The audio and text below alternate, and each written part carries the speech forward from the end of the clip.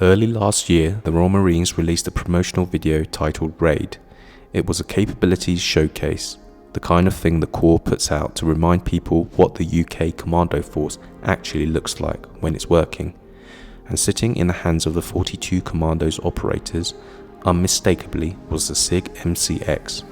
That wasn't a prop, that was British military service confirmation. Under Project Hay, named after Ronnie Hay, the only Royal Marines fighter ace of the Second World War, the Royal Navy procured over 1,500 MCX rifles for the UK Commando Force. A SIG piston rifle is now carried by British commandos on maritime counter-terrorism taskings. That matters for the conversation we're having in this series, because it tells you something significant. SIG Sauer already has a footprint inside the British military doctrine. The question is whether the MCX has what it takes to go further. In the last episode, we looked at the HK433, HK's pitch for a clean sheet successor to a platform they already won.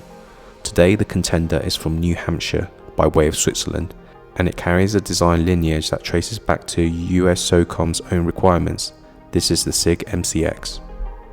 The MCX was introduced at SHOT Show 2015, but to understand why it looks and behaves the way it does, you need to go back one step further to the requirement that created it. USSOCOM wanted a compact, multi-caliber rifle weighing around 7 pounds, capable of operating across 5.56 NATO, 300 blackout and 7.62 by 39mm without a complete weapon change, and designed from the outset to be run suppressed as a default mode of operation, not as an afterthought, not with a muzzle device bolted on for a specific tasking, suppressed as the primary operating condition. That requirement drove every major design decision in the MCX. The short-straight gas piston, rather than the direct impingement system in the AR-15, keeps fouling out of the receiver when running suppressed at high volumes. The dual recoil springs sit inside the upper receiver rather than in a conventional buffer tube, which means the buffer tube disappears entirely, and the stock can fold flat without affecting the weapon's ability to fire. The barrel quick changes with 2 captive screws and no barrel nut, a genuine caliber conversion capability that requires a hex key rather than an armourer's worth of tooling. That is a more complete answer to the SOF operating environment than the SA-80 family has ever been. The design itself sits firmly in what engineers and historians recognise as the AR-18 pattern, not the AR-15. The rotating bolt and short straight gas piston arrangement has its roots in Eugene Stoner's second attempt at the platform, the design that directly influenced the G36, the L85 and eventually rifles like the CZ Bren. What SIG did with the MCX was take that proven operating principle and build it into an AR-15 external envelope, STANAG magazine compatibility, similar fire controls, identical muscle memory for any force already trained on M4 pattern weapons. It wears the AR-15's clothes, but it runs on different mechanics. That distinction matters operationally. The original 2015 MCX was effective but heavier than what SOCOM wanted. SIG's response was iterative. The MCX Virtus arrived as the second generation, refining the handguard and gas system but adding weight. Then in 2022, the third generation, the MCX Spear LT, addressed both problems simultaneously by pulling weight back out while incorporating design features developed for the US Army's next generation squad weapon program.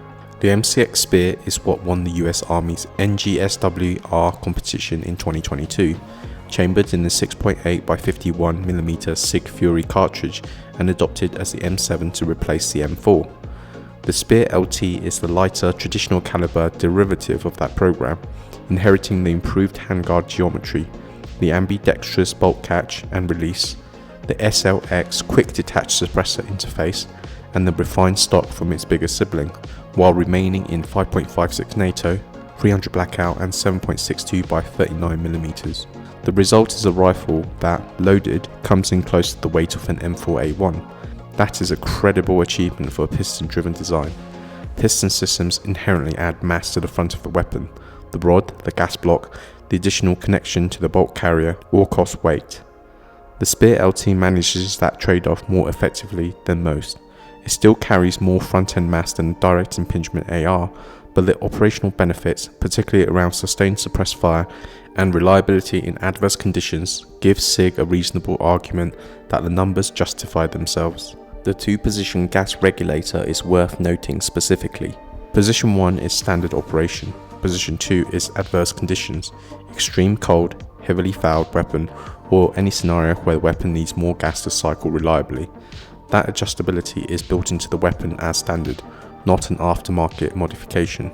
Project Hay, the procurement program under which the MCX entered Royal Marine Service, follows directly from Project Hunter, the competition that selected the KS-1 as the L403A1 general use weapon for Ranger battalions and Commando Force formations. Hunter is named after Corporal Thomas Hunter VC, who was killed during the Battle of Lake Comachio in 1945.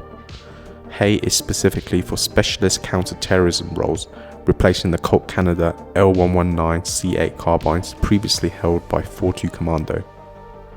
The specific variant is the MCX LT, the military designation for what the civilian market knows as a Spear LT. Two configurations were procured, a 5.56 NATO version with a 12.5-inch barrel and a 300 blackout version with a 9-inch barrel. Both are fitted with a SIG Romeo 8T red dot and Juliet 5X magnifier on a UK marked mount. The 5.56 version runs the SLXC compact suppressor. The 300 blackout version uses the SLX762QD. Accessories on the 5.56 variant are finished in FDE. The 300 blackout configuration runs in black, a deliberate visual distinction to prevent cross-contamination of ammunition between the two systems in field. The $6 million contract was facilitated by British firearms wholesaler Edgar Brothers. The operational logic is straightforward. The MCX's folding stock reduces the weapon's overall length in confined spaces inside a ship's passageway in the vehicle during a rotary insertion without the soldier having to separate components or compromise readiness. The 300 blackout upper with its 9-inch barrel is purpose-built for exactly the kind of short-range suppressed, enclosed environment work that maritime counter-terrorism demands.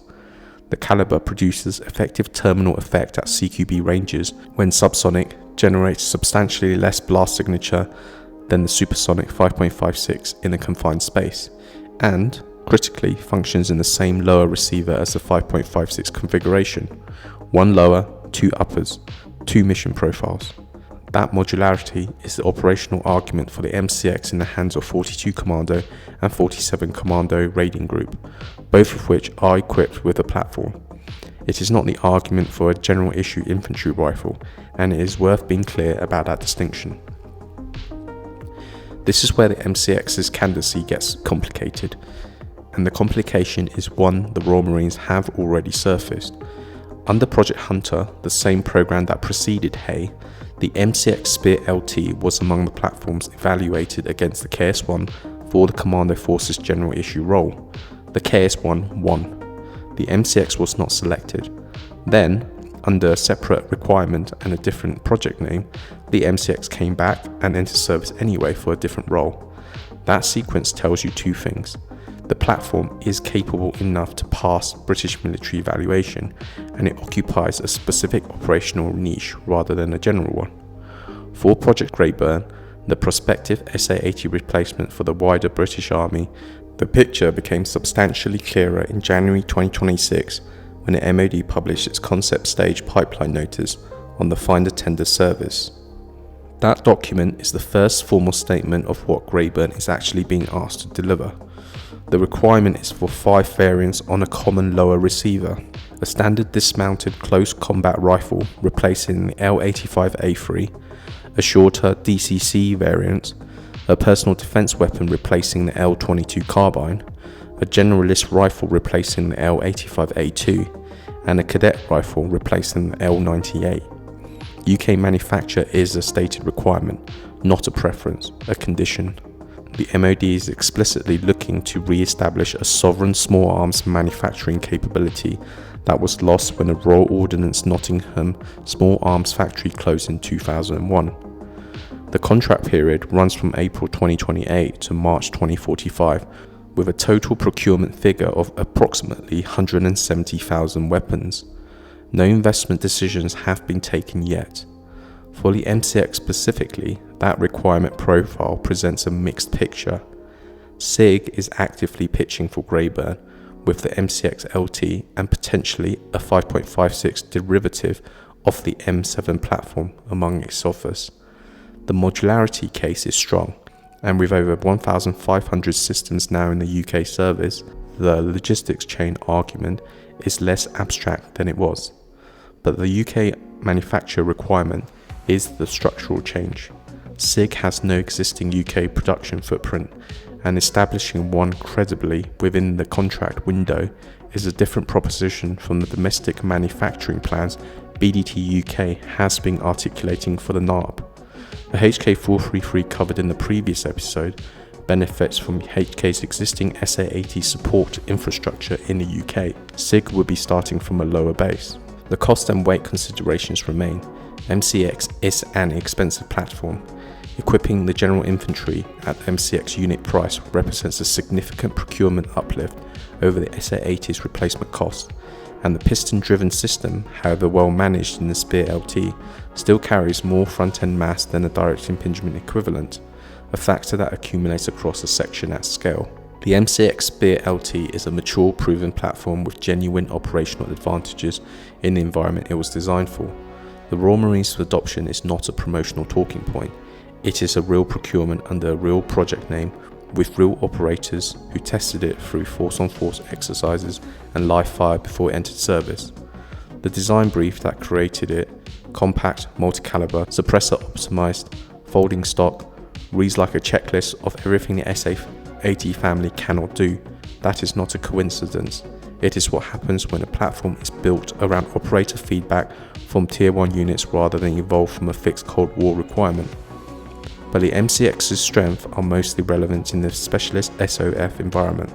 The Commando Force is using it specifically because it features set maps to maritime counter-terrorism, boarding operations, ship searches and confined spaces, suppress engagements at close range. Those are not the conditions that define the British Army's general infantry requirement. The question Grayburn will have to answer is whether those features justify their cost and logistics burden when applied at scale to a wider force. The MCX has earned its place in British service. Whether that place extends beyond the Commando Force is a procurement and doctrinal question as much as a technical one. The MCX and the HK433 share a common characteristic. Both are built on a decade or more of iteration driven by military user feedback, and both carry the weight of that piston system as an inherent trade-off. The next contender in the series takes a different approach. Lighter, leaner and with a different design philosophy that treats the bulk carrier group itself as the problem to solve rather than the gas system. Next episode, the Beretta NARB, Italy's entry into Project Grayburn and a platform that takes a markedly different approach to the modularity question.